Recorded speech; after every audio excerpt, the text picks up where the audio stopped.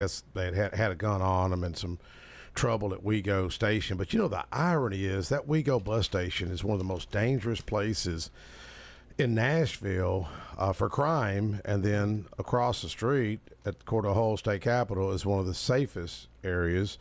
So I just thought, man, what a contrast of problems that we're seeing. So he told me, well, someone had told me, I shouldn't say he told me, but that Metro had thought about moving a police precinct down there because of all the shooting. I think there's shooting right there across from them, and that's where staffers and research people walk to their cars. And it just seems like some of the issues, whether it's crime, stolen guns. I mean, Laverne, we've had 3 young teenagers killed within, I think, a month.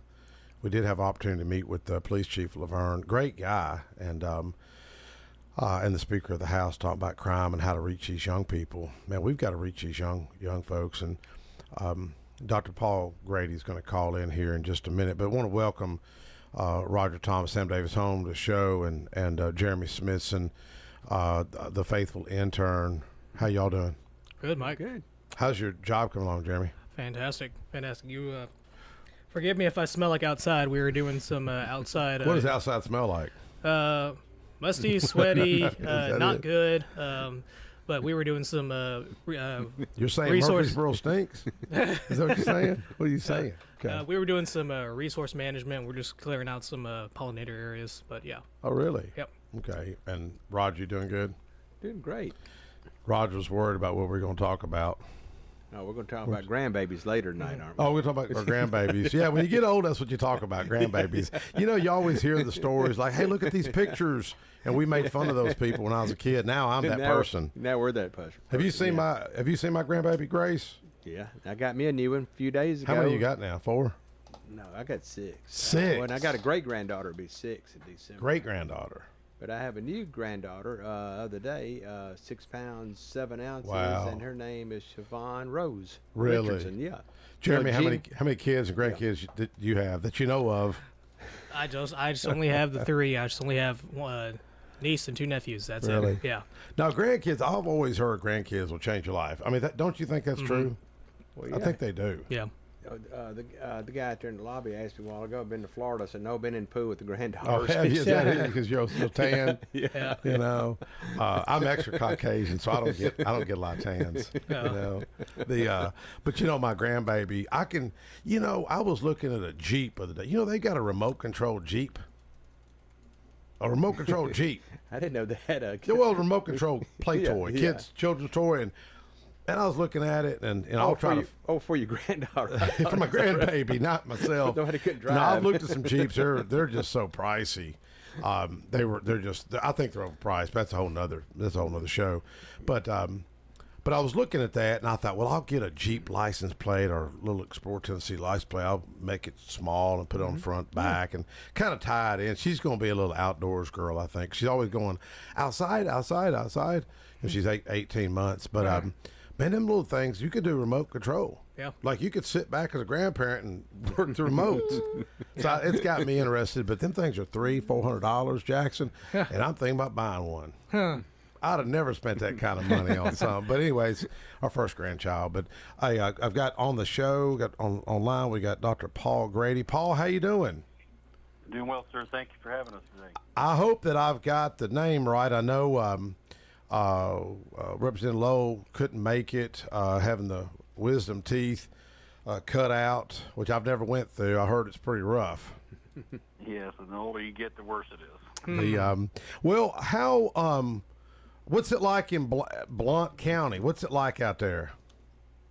Well, it's a great community. It's growing by leaps and bounds, and we're right next to Knoxville.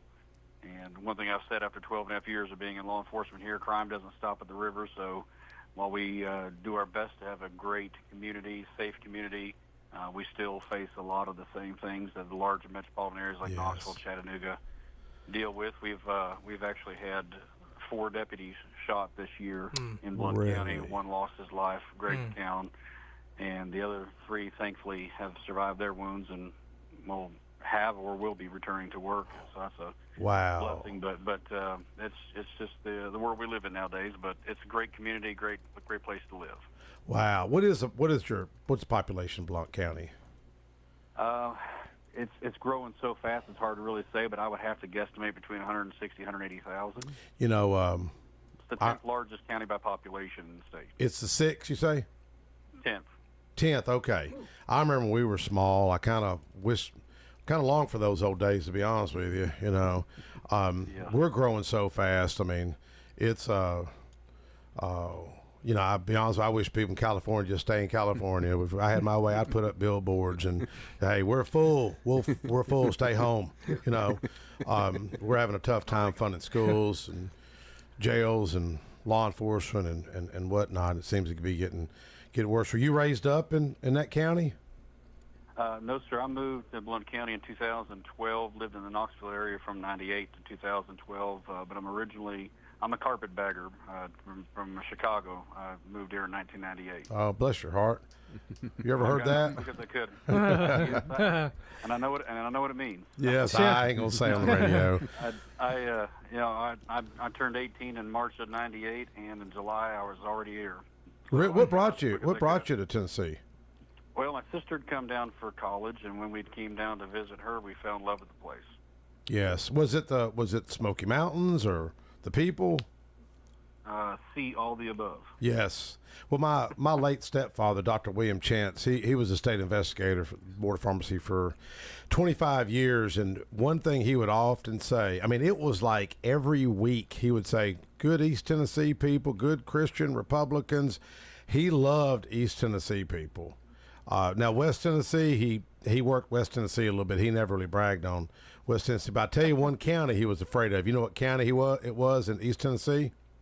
What county? Far East Tennessee. You know what it is? Cobb County? Yep, Cobb County. Yeah. I told Jeremy Faison, who represents that area, and Jeremy, I think, got a little defensive, to be honest with you. But my stepdad, I'm talking, he just loved all the folks out there. But I remember I had a guy that worked for me for a little bit, and he was from out that way. And I said, well, man, tell me about Cobb County. He said, all the people are so sweet. They're just good folks. They'll give you a shirt off their back.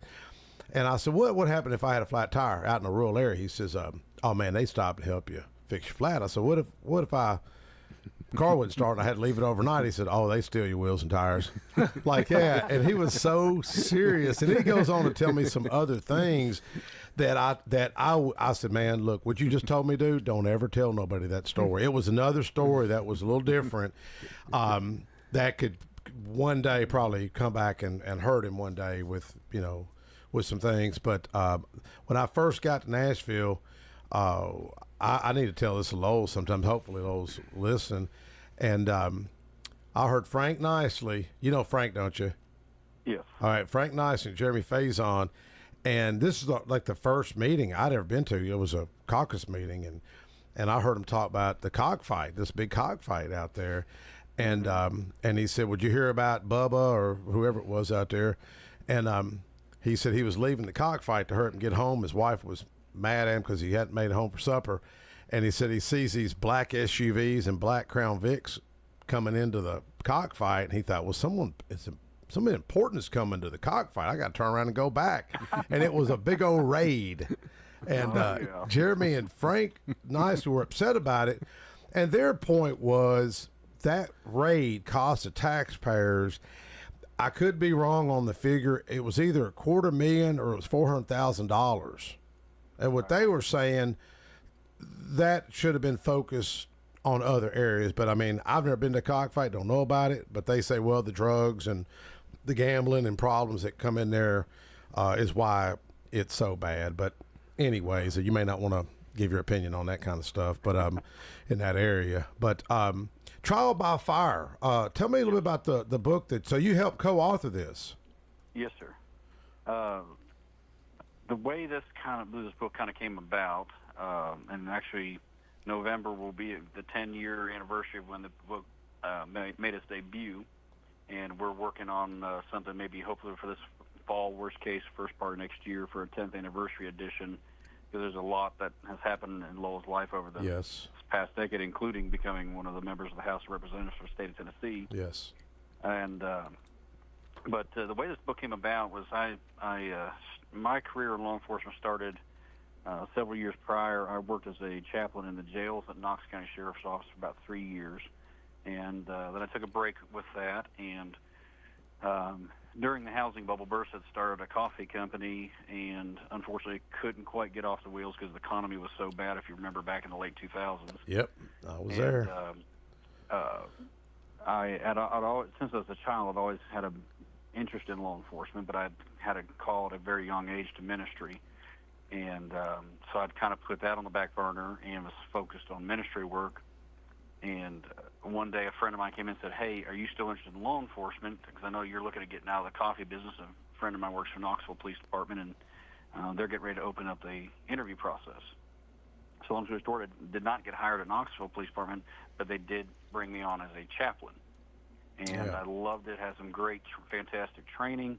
And a few short months later, while out on a pizza delivery job, because I was doing whatever I could to keep bills paid, Yes. I got rear-ended by a hit-and-run drunk driver. Thankfully, it was not injured, just a little bit of whiplash, but a trooper came out to work that wreck. And got to talking with him, told him I was a chaplain and everything. He goes, "Well, man," he said, "we've got one chaplain for 8 counties for our district. We could really use some more chaplains." And so that led me to becoming a chaplain for Knoxville Police Department and then now the Highway Patrol. And the first call out I got from Highway Patrol was when Frankie Watson was shot and killed. The Marines came and did the death notification to Lowell because he was the one that was on Frankie's form. And Frankie was a young man that Lowell had raised like a brother/son type thing. Like he kind of took him in and, really took him under his wing. He got into law enforcement, got in the Marine Corps. When he got out, he wanted to become a trooper like Lowell. Yeah. And so that was my first call out as a chaplain. Was she's retired now, but Captain Sanders had asked me to go represent the Highway Patrol. And that's the day I met Lowell, was the day he found out Frankie was killed. And I met him again at the funeral, and those several days, Lowell was kind of in a fog, having that great of a loss. Yeah. And but we were texting and talking a lot and sharing spiritual concepts about death, life, heaven, all those things, and we bonded and became good friends. And the next call out I got was we had a young man was killed in a car wreck, and I won't go into the details on the radio here, but we worked that call together, and I think we had 1 or 2 calls in between them. But then the next call I got, I was actually in academy at the Blount County Sheriff's Office finals week, where you have to do all your physical agility tests, firearms, certification, driving, all your written tests, your law, all those things, all the big week of getting all your certification completed. And my parents were living in Michigan at the time. They had come down for the graduation week, and when they were staying in my wife and I's room, my wife and I were staying in my son's room, and I got a call almost 3 o'clock in the morning. "Hey, you need to get to the hospital. We've had a trooper hit in a car crash, and we don't think he's going to make it." And I said, "All right, I'll be out the door in 5 minutes. Who's the trooper?" And they said, "Lowell Russell." And immediately my heart sank. He and I, over the last 6 months, have been really becoming good friends and becoming very close. So I remember I had a little Chevy Corsica at the time, and I was running as fast as that little 4-cylinder would go down the interstate to get to UT Hospital. And I'm sitting there, and I'm not a super emotional person, but I was sitting there, tears are streaming down my face, going, "How am I supposed to comfort all these officers? Yes. When I don't even know how I feel about this. Yeah. I'm about to lose my friend. I'm not even a graduate from police academy. I'm getting ready to have a line of duty to that." That's where my mind went. But obviously, as we know part of the Paul Harvey scenario here, the rest of the story, that Lowell did survive. But I spent 2 hours before academy at the hospital with the family, and for 2 hours after every day that week and the following week, because Lowell was in the hospital for 2 weeks. They tried to take him off life support about halfway through, and he crashed. They had to put him back on life support, and that extra 7 days he was on, he was able to come out of the coma. Wow. And we really bonded over that.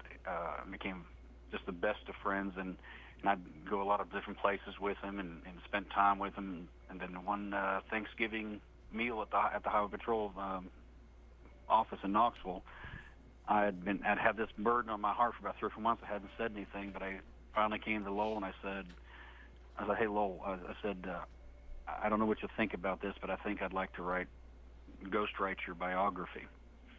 And I already know what the book cover should look like. I know the title of it and everything. And his eyes got about the size of silver dollars, thinking, holy cow, we could do this. And then immediately his second thought was, well, nobody's going to want to read that book. Yeah.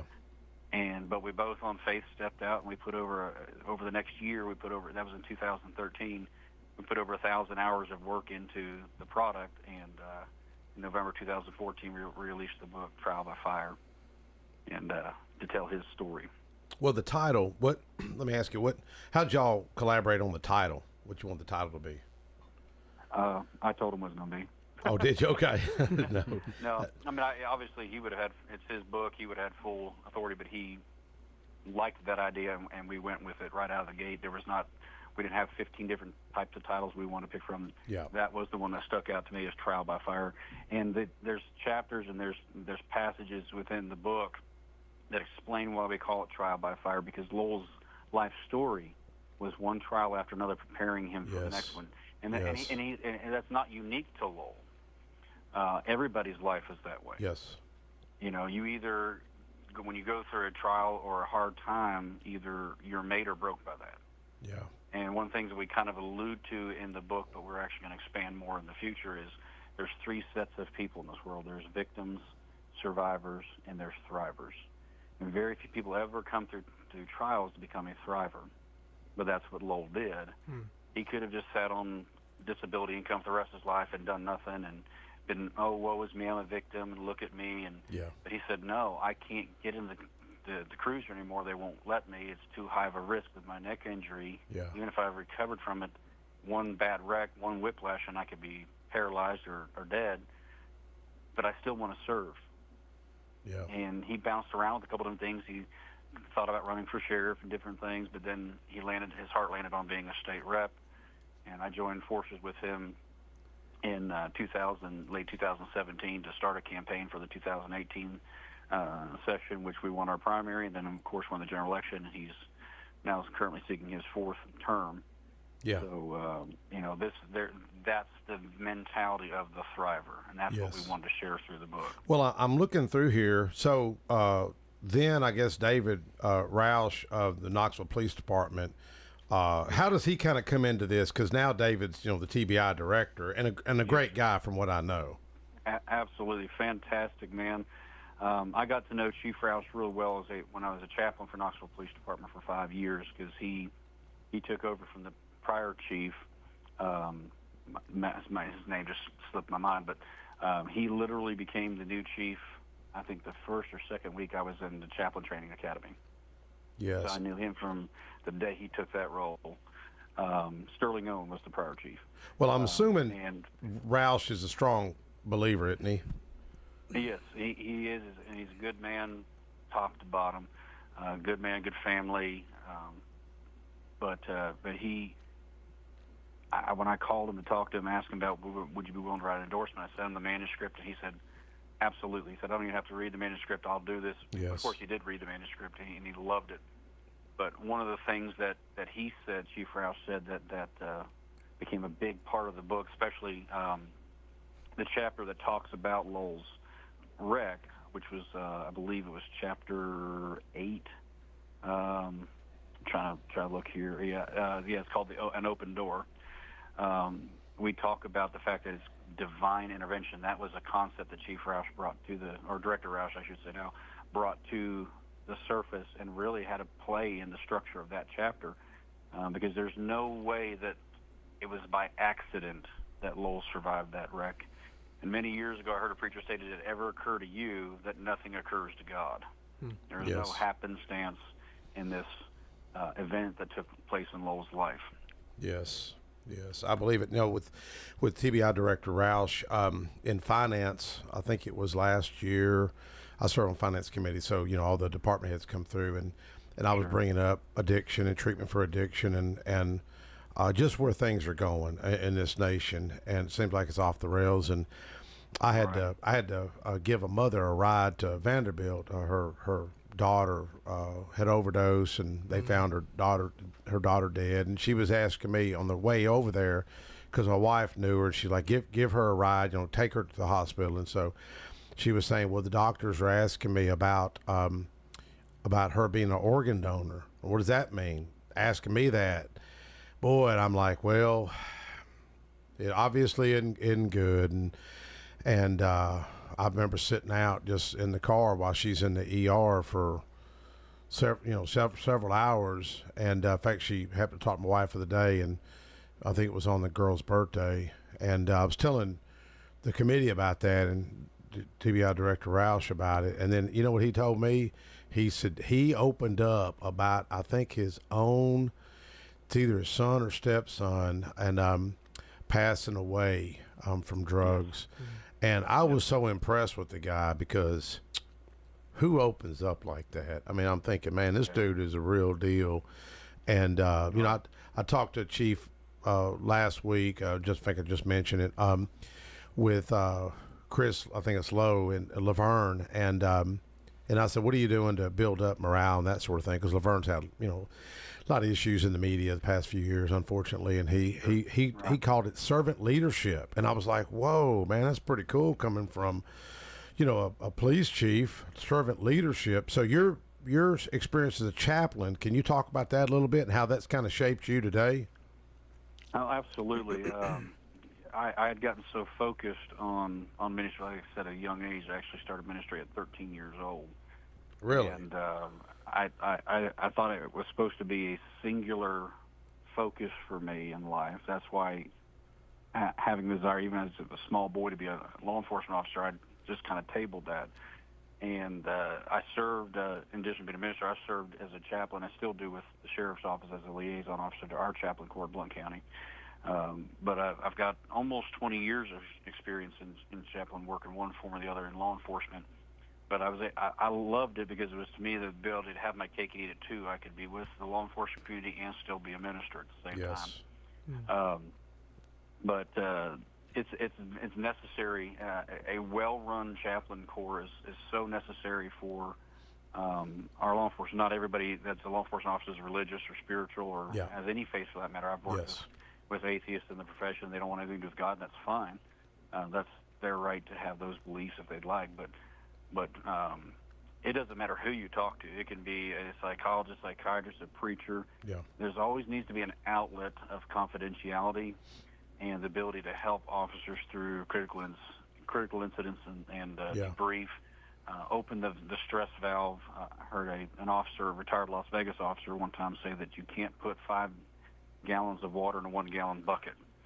Yeah, that's what we over and over again expect our law enforcement officers to do, and it's called compounded trauma, because a lot of people don't realize, like, you go to a really hot call, maybe nothing happens on it, but your adrenaline's going, which is affecting your body, your sympathetic nervous system, all these different things, and the call clears and you're okay. Well, that's just a couple drops in the bucket. But you do that 5 or 6 times a night, 4 or 5 days a week, and you're working overtime shifts, and then you do have that one hot call where the baby dies in your arms. Man. I've had that more than one time. Yes. I had one call one night where we had 6 people killed in one car crash. 3 were children. Wow. I watched the mother and the oldest child die, and 2 of the boys that died in the wreck went to my church. Oh my God! Those things are like pouring a bunch of water into that bucket right away. Well, how did you find a way to pour that water out? Yes, that bucket's going to overflow, get too heavy, and crash. Well, how do you? We were talking about this similar situation. I got to honor the fire chief, Gary. I don't know if you know Gary Farley. It was former Tennessee fire marshal, and we did it. It was a surprise here on the radio. Gary was leaving East Tennessee, and former Senator Jim Tracy was on with me, but. We were talking. I had one of his best friends. I think it's Jeff Honeycutt, if I got his name right. But his son, I happened to see his son at a reception with the firefighters, Tennessee State firefighters, and trauma in those areas. Mental health I care about, and I'm always asking, hey, what do you do? How do you deal with this? And I asked that guy's son. I think his name's Ben Honeycutt here in Murfreesboro. I said, man, how do you deal with some of the trauma that y'all face and see? And it really touched me. He said, sometimes I call my mom. Man, boy, I wasn't expecting that. Right. Like, how do you decompress? But what was the key to and we're fixing to take a quick break, but I'll tell you what, why don't we take a quick break? Can you hold on with us for a couple of minutes? Okay. Maybe you can. As long as you want. Yeah, maybe you could talk about how do you decompress, and maybe what's your advice for others who have dealt with trauma and grief. So hold on with us, and we'll take a quick break. We'll be right back.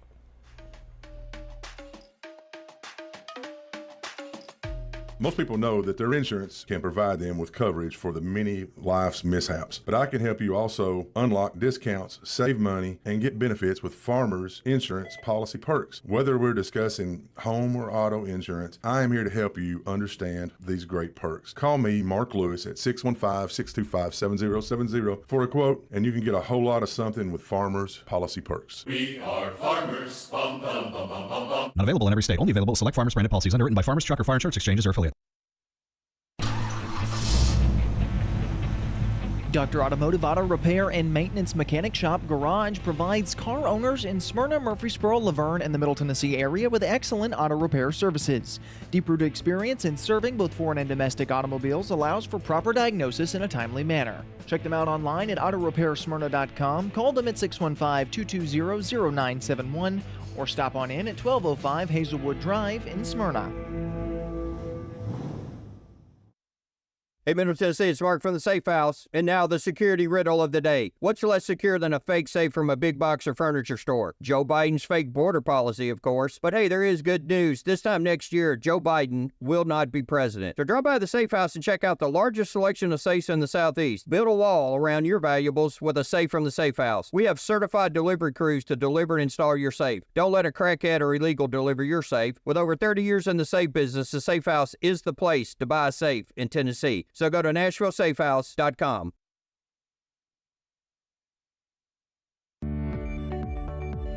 Hello and buenos dias. I'm Lisette Lopez, your bilingual real estate agent at Keller Williams Murfreesboro. I specialize in helping you make informed decisions that align with your goals. I'm offering free classes from how to fix your credit to investing to create generational wealth. Start your real estate journey with Lisette Lopez today.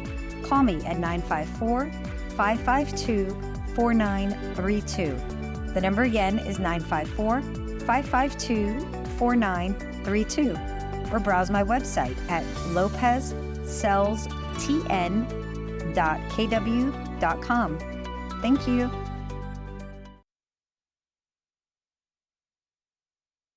Josh Moss with Affordable Heating and Cooling provides residential HVAC and duct cleaning services to the Middle Tennessee area. With more than 20 years of experience, Josh Moss and the AHC team provide 24/7 service and take care to ensure whatever work you need done is done in a professional, timely manner. Contact AHC at 615-745-1676. That's 615-745-1676. Or go to their website at affordableheatingandcoolingtn.com.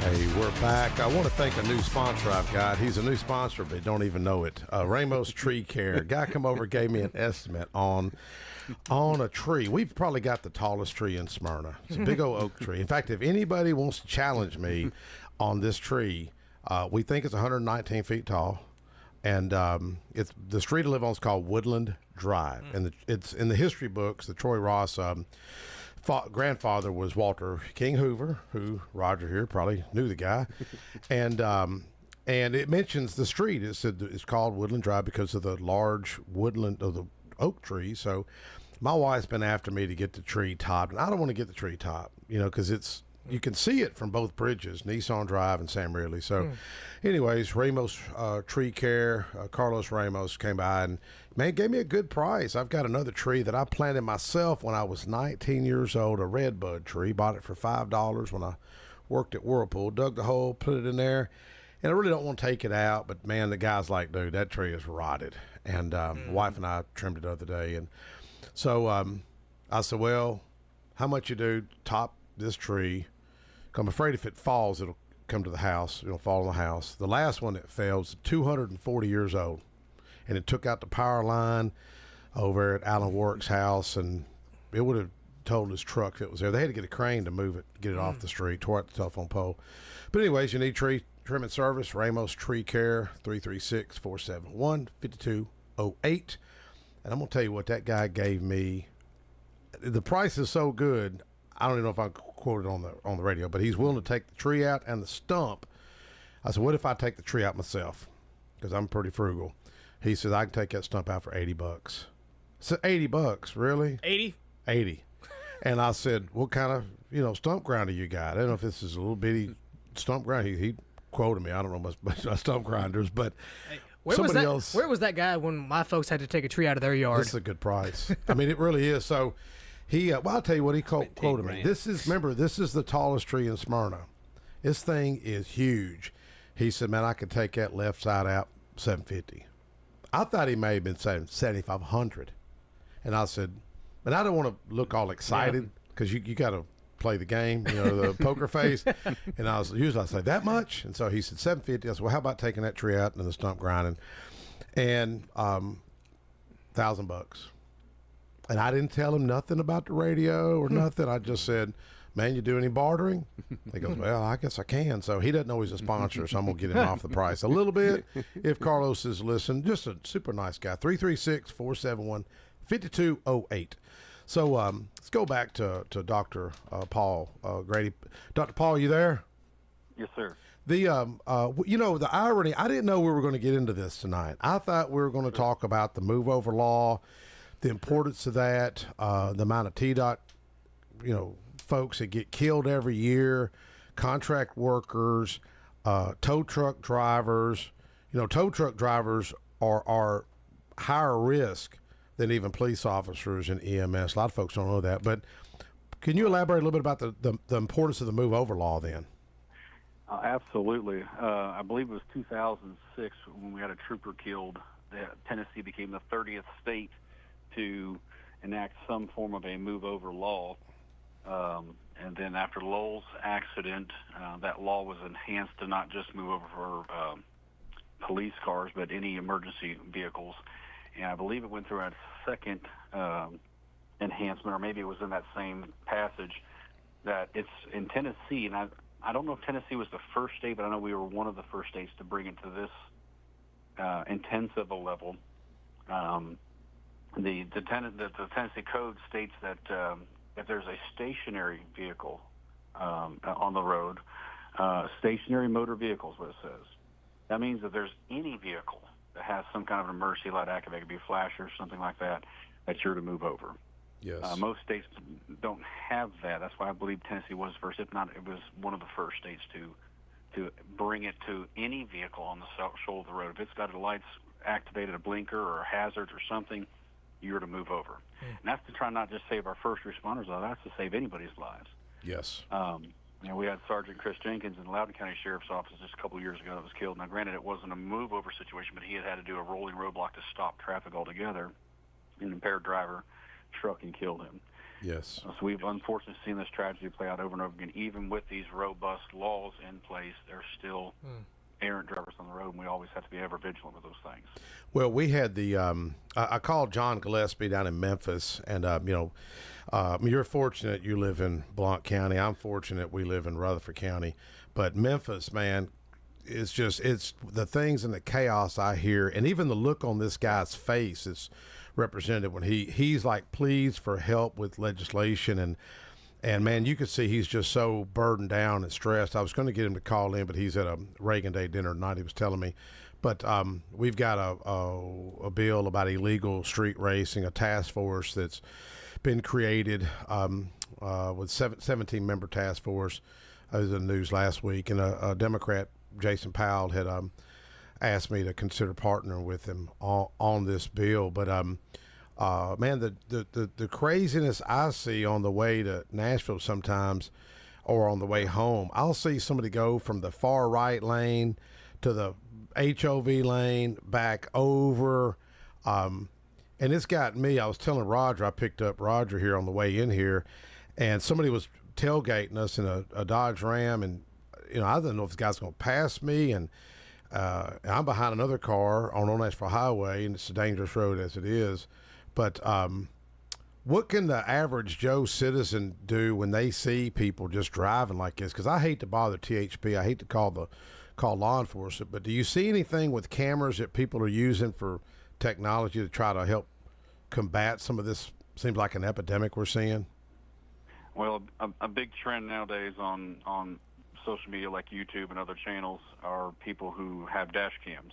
Yes. And some of them are getting this stuff recorded and turning it into law enforcement. That's going to be a situational fix because unless they can identify the driver behind the wheel, so somebody could have quote unquote borrowed somebody's car. Yeah. You know, you have to be able to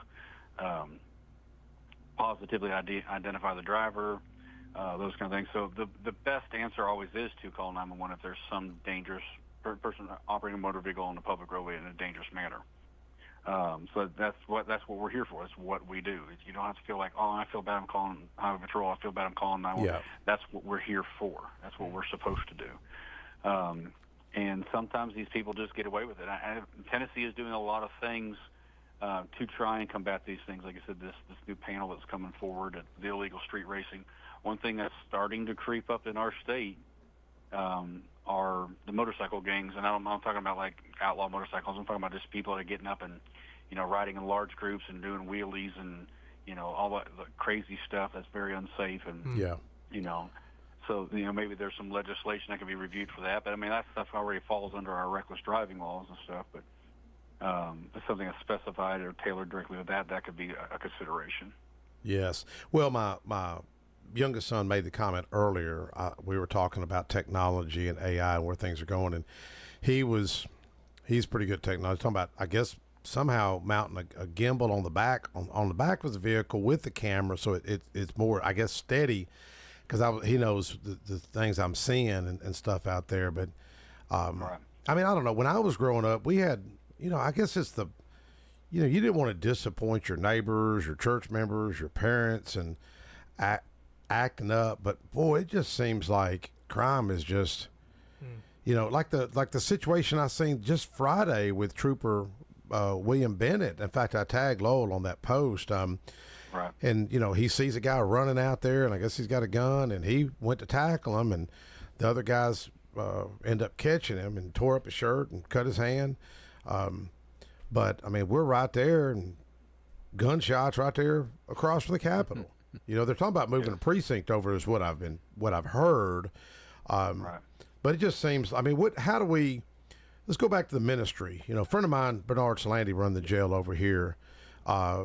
And before I share what he shared with me, I'll let you. What do you think is everybody in jail? There's no hope for them. What's your thoughts on that? 'Cause some people just say lock them all up, throw away the key. What's your thoughts on folks you met incarcerated? Yeah, absolutely not. I can't remember the name of the title of the book at the moment, but there's a pastor not too far from you named David Baker who wrote a book years ago about how to free yourself from that cycle of life prison. He's been a really big jail ministry or jail chaplain.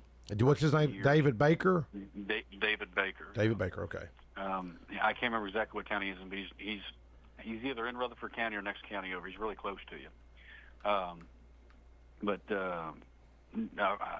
it Freedom on the Inside? I cannot remember That's the name fine. of the book at the moment. I apologize. But no, absolutely. I've always told people that if you've got breath in your lungs and a heartbeat, God's not done with you. Yes. The problem we run into with many people that are in and out of the jails over and over and over again is they never have that desire to change. Committing a crime and being a criminal are two different things. Because if you think about this, you roll through a stop sign, you commit a crime. Oh yeah, amen. Criminal, does that make you a criminal though? As far as my intent is to roll through every stop sign and not care if I cause a wreck or run somebody off the road or hit a kid on a bicycle. There's two different mindsets. There are some people that have a criminal mindset. Their life's goal and ambition is to be an anarchist or to be against the system, against the rules, against the laws. And that's a totally different issue. Those are the people that, when it comes to hopes of them being a productive member of society, your odds are low of that ever being the chance. There are a lot of people that are just stuck in a cycle because of broken homes, drug addictions, things like that, that they want to be better, they want to change, but they've never been given the tools to succeed. Now, Tennessee has done a lot in the last few years to try and introduce those kind of programs in the jails for these guys who want to do that, drug court, different things. Yes. So absolutely not. It's not that there's no hope. In fact, that's where I started with my chaplain work, was in the jails. When you get into law enforcement, it's kind of just sometimes, depending on resource availability, they're crisscrossed, but usually the best, most efficacious process is to have them as two separate entities. One is a jail chaplain, one is a law enforcement chaplain. So yes, you are still around the law enforcement family, but your emphasis as a jail chaplain would be to the inmates, to give them the gospel, to teach them a good living, and introduce them to spiritual things, that kind of thing. Yeah. The second vein is you are ministering to law enforcement officers and their family and employees of that sheriff's office, or that police department, or that state agency. Yeah. Or federal agency even. Last year I had the gun safe bill, the tax code gun safes, and I was trying to get the governor to kind of carry it during special session. We had a lot of chaos up here. And then I've got the mental health bill that passed on our side, but Trust Point Healthcare has hired the most powerful lobby in the state of Tennessee to fight me on it. So it failed in the Senate, just saying. And no media is even covering this stuff. This is where we're at today. The media is not even they're going to turn a blind eye to this stuff because it's not sensational enough. But I was telling the governor, my own family situation, I've got one family member that passed away, and it was drug related. My other family member was the top FBI agent in the nation, and real proud of him. And now he would be really mad if he heard me bragging on him because he's undercover. He'd be really, I don't want to use a term, Sure. But like when he was number one, when they called his name out, I said, God gave you this, man. And I'm more the spiritual one, I guess, in the family. My mother was a strong believer. But I looked over when I'm telling this to my family member, there was deceased pictures on the wall of FBI agents that were killed in line of duty. And I was like, God gave you this. And I knelt down beside my bed asking him to give him favor, memory recall, agility, the physical ability to do that. But I've seen that contrast in my own life. Ironically, when Roger and I were riding up here today, we were talking about loss and grief. He lost his son 3 years ago. And I didn't know you and I were going to get in this conversation. Sure. And I was telling him, I said, because Roger's been coming to our Bible study, Men of Hope. We've got about 140 guys now on the rolls. About 30 will attend. And we were talking about a guy who has suffered some trauma and some grief. And we're talking about forgiveness and that sort of thing. But, and the bitterness and stuff that people kind of deal with. And some people don't want to forgive, and that's challenging sometimes. But I was telling him, I said, I would never want to go to an atheist counselor. I mean, who wants to go to an atheist counselor? Like, what's that guy going to say? Sorry, your mom's dead, and, her bones, worms are going to eat her up. I mean, who wants to hear that, something like that from an atheist counselor? I want to know that my mom's in a better place. And I know she is. My mom had several prophetic dreams of things that there's no way she knew. That was giving me confirmation that she was in. She was 91 too. So, and I know with Jackson here, he lost his mother, and I told him I don't want to put him on the spot or anything. But I mean, Jackson, how you doing? You're just 23? Yeah. You lost your mom 2 years ago? Yeah. And how you dealing with that? It's kind of hard to quantify. When it first kind of happened, my dad, not to bash him or anything, you're right. basically kind of just came to me and said, you be strong. Don't really, you need to be strong. And, that's exactly what I did. But as the months kind of go on and as time passes, you kind of have to just realize that that's not really the way to go about things. Yeah. I don't think that any kind of intense emotional event in your life should be dealt. When you're dealing with that sort of thing, you just need to feel it as it comes. I don't subscribe to the notion that you need to be strong unless it's a time of crisis, but that's a whole separate thing. Well, and I'm not trying to put you, because I often kind of jab at you about maybe being an unbeliever. I mean, I know I probably shouldn't share on the radio and stuff, but I'm just being honest, being real. But when I was 23, and if I lost my mom at 23, I'll be honest with you, I would never be right because me and my mom were close, you know. But it's got to be. I mean, I lost my sister 3 weeks ago. People are checking on me. She was 62. I'm like, you know, I like to think she was ready. And but I don't know. She suffered for 6 years in a nursing home. Now I don't ask God, why did you let my sister? I don't ask God about that. But I think how blessed I am, and then my sister had to suffer, which really is trauma. But Dr. Paul, what advice would you give this young man? Because you've dealt with people, you've seen, you know, infants die. You've had to make those calls and go knock on those doors and let those relatives know. What advice would you give him and Roger here and other listeners, you know, who I know have dealt with trauma that may not, you know, because these are uncomfortable conversations sometimes. What would you tell these folks? Well, I preached a long time ago said when you prepare a sermon, you don't preach from the cup, you preach from the saucer, you preach from the overflow. Yeah. And that what he's meaning is you don't just get an outline of a message, you preach from experience. And I have done hundreds of death notifications in my career as a chaplain and as a law enforcement officer, and been the one that ripped that Band-Aid off to tell somebody, sorry, your daughter was killed in a car wreck or something like that. Wow. But I'll tell you, I was touched hearing him speak because December the 28th, 2022, just a little over a year and a half ago, or coming up on a year and a half, this weekend, I unexpectedly lost my brother at the age of 46 to what was probably more than likely a second heart attack behind the wheel in western Arkansas on his way home from Tennessee. And I usually put my personal phone on vibrate at night, otherwise it'll ding all night long, and leave my work phone on because I'm on call. Yeah. And at night I'd forgotten to do it and got woke up at about 2:30 in the morning by my mom crying, saying, Paul, come over, your brother's being killed. Wow. And then end up doing 8 death notifications because I wanted to take care of my family. I didn't want somebody else doing it. I had to get with my sister-in-law, her children, his boss, his best friends. I had to call my dad, who was in Alabama preaching.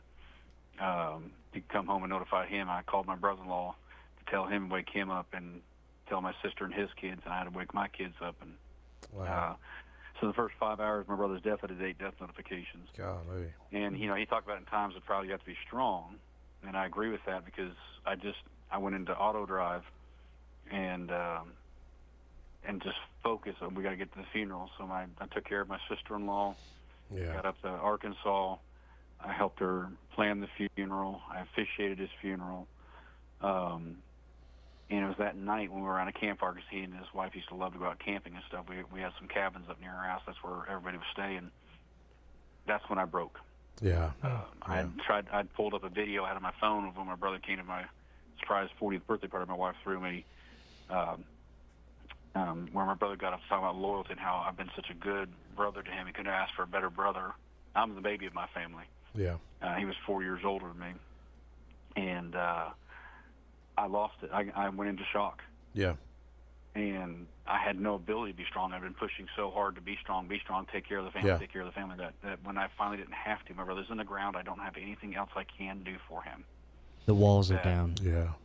I collapsed. I couldn't feel my hands. I couldn't feel my feet. I couldn't catch my breath. My uncle and my wife had to, get me by the armpits to help walk me back to my cabin. And my kids were in there, and I wouldn't go in there. I just stayed on the porch for about a half hour to kind of regain myself. Yeah. And then walk back in. So grief is real. Trauma is real. Yes. And you have to process through it. And from my experience in the job, whether it's something that just horrifically affected me, whenever I've gone through a major critical incident, I notice my sleep patterns go off for almost like clockwork for 14 days. Yeah. And you have to recognize the effect it has on your body, on your mind, on your sleep, your eating, everything. Everything will change. And you have to process through that. And the chaplains, that's one avenue. Counselors, whether it's a psychologist, psychiatrist, a preacher, a chaplain. You know, my wife and I went through training when I was a rookie officer.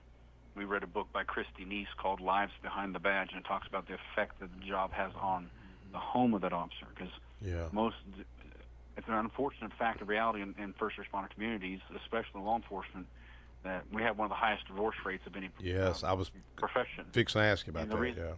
The reason why is because the spouses don't understand the trauma that we see, because what we see on a daily basis is not what the regular citizen sees on a daily basis. So we are trained to be able to take on more of that trauma, but it's still trauma. Yes. Vicarious trauma is what it's called. Well, and it still negatively affects you, and we have to process through that. So my wife and I agreed 12 and a half years ago before I became an officer that if I need to talk to her, I will. Yes. But I'll only give her the PG version. I won't give her the X-rated version of what happened that night. Real quick, we got just a few minutes left. I want to get to these guys real quick. My mother, I've shared this on the radio. I always use that scripture, John 14:2, in my Father's house, many mansions, and I'd put it on a girl's Facebook. That's my niece, Jennifer Tomlin, and her grandmother, Miss Tomlin, was 83, passed away. I put that scripture on there. Well, Miss Tomlin was my stepsister's mother-in-law. My stepsister's been dead about 12 years, so I go to the nursing home. My mom was at. So, Mom, just want to let you know Miss Tomlin passed away.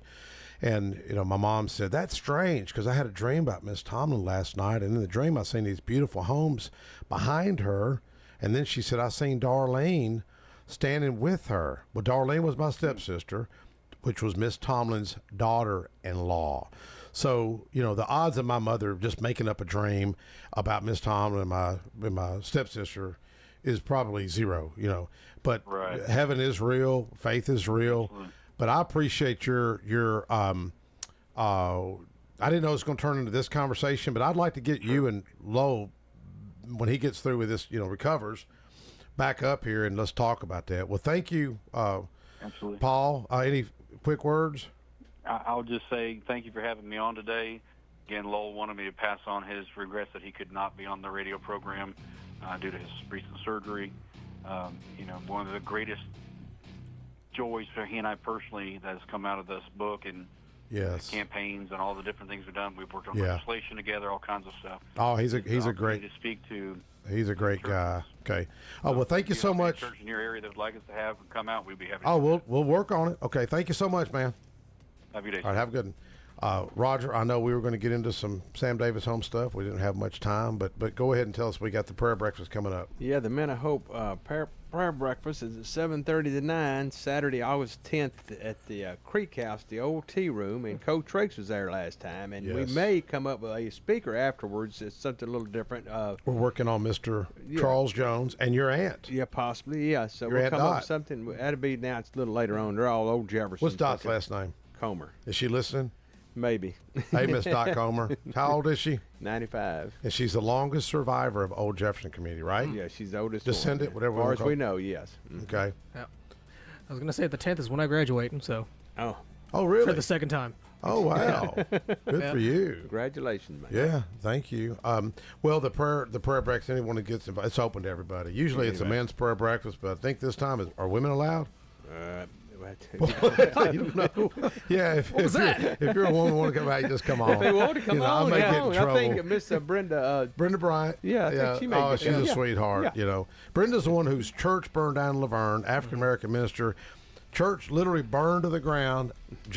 Hey, Jackson, get this. Not one cross was burned and not one Bible was burned. Tell me if that ain't a miracle. But she's got a new church. So Brenda's just a sweetheart of a lady. And Marty Luppin always supports her. Marty's very charitable guy. Oh, he's helped her with that food pantry they do. Yeah, but UT plays tomorrow at 6 o'clock. Play Texas A&M at 6 o'clock for the third game for the World Series. Everybody listen and watch. All right. Well, thank you so much, Jackson. Folks, we'll see you next week for more of Conversation Mike Sparks. Thank y'all. Yep,